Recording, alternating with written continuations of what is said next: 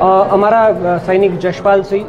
જે રજા પર આવ્યા હતા, જે સર્વિંગ સોલ્જર છે, એ રજા પર આવ્યા ને એક દિવસે એમને હિંમતનગરની અંદર ટ્રાફિક પોલીસ દ્વારા પકડીને જે રીતે માર મારવામાં આવ્યો અને ત્યારબાદ હોસ્પિટલની અંદર એને એડમિટ કરવામાં આવ્યો અને એડમિટ કર્યા પછી જે એમએલસી કેસ થાય છે એની અંદર ડોક્ટર એને નોન ઇન્જરી ડિક્લેર કરે છે અને નોન ઇન્જરી ડિક્લેર કર્યા પછી એ સૈનિકને જ્યારે લઈ જવામાં આવે છે મિલિટરી હોસ્પિટલની અંદર, તે મિલિટરી હોસ્પિટલની અંદર એને મેજર ફ્રેક્ચર અને પસલીની અંદર ફ્રેક્ચર મળે છે। તો આ જુઓ ગુજરાત રાજ્યની પોલીસ અહીંયા કેવી રીતે મેન્યુપ્યુલેશન કરી રહી છે, ફક્ત એક જવાન, પોલીસના જવાનને બચાવવા માટે, પરંતુ માજી સૈનિકોને, સૈનિકોના પરિવાર અને સૈનિકો સાથે કેવો દ્વેષભરો આ લોકો વ્યવહાર રાખે છે। આ વ્યવહાર આ ગુજરાતની અંદર માજી સૈનિકો ક્યારે સહન નહીં કરે। આજે તમે જોયું હિંમતનગર આખું બાનમાં લીધું હતું અમારા માજી સૈનિકોએ અને આગળ પણ આપ સૌને ચેતવણી આપીએ છીએ કે કોઈ પણ પોલીસ વાળો અને કોઈ પણ એવો વ્યક્તિ